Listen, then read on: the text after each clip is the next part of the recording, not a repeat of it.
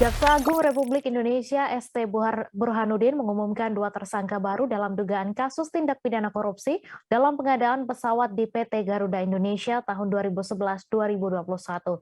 Kedua orang yang ditetapkan tersangka adalah Emir Syahsatar selaku mantan Direktur Utama PT Garuda Indonesia dan Direktur PT Mugi Rekso Abadi berinisial SS. Keduanya kini sedang menjalani masa penahanan terkait kasus korupsi yang ditangani oleh Komisi Pemberantasan Korupsi.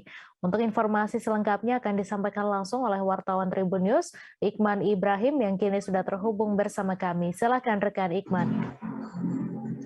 Benar rekan Mei, Jaksa Agung Senator Burhanuddin mengumumkan 2 tersangka baru dalam dugaan kasus tindak pidana korupsi dalam pengelolaan pengadaan pesawat PT Garuda Indonesia periode 2011-2021.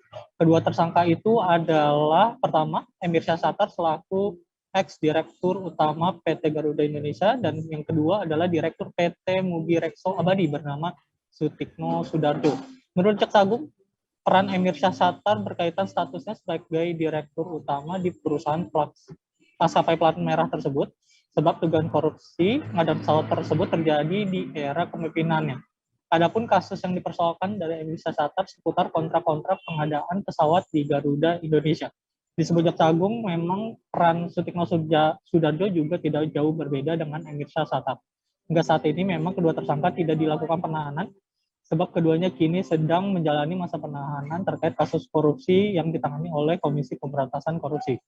Atas perbuatan itu, kedua tersangka ini disangkakan melanggar pasal 2 ayat 1 junto pasal 3 junto pasal 18 Undang-Undang Tindak Pidana Korupsi. Jaksa Agung juga sebelumnya telah menetapkan 3 orang sebagai tersangka dalam kasus tersebut.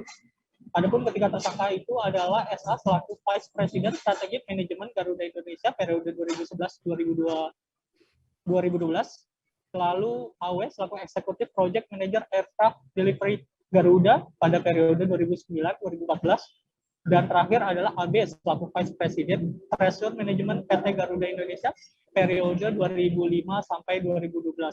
Demikian rekan Mei.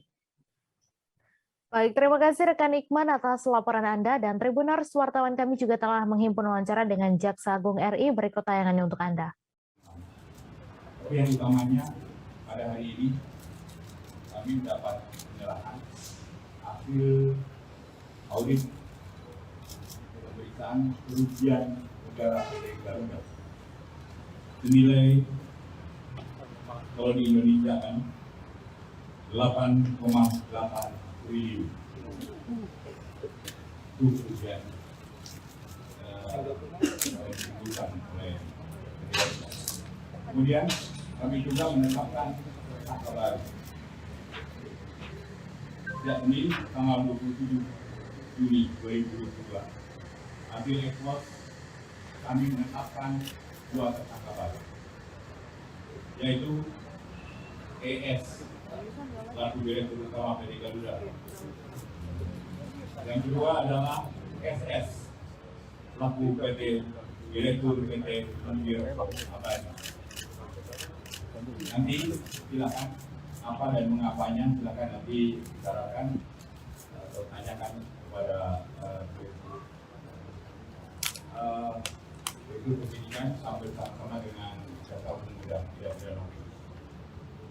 Kedua orang tersangka ini disangkakan melanggar pasal 2 ayat 1 untuk pasal 3 untuk pasal 18. Jangan lupa subscribe, share, komen, dan like ya.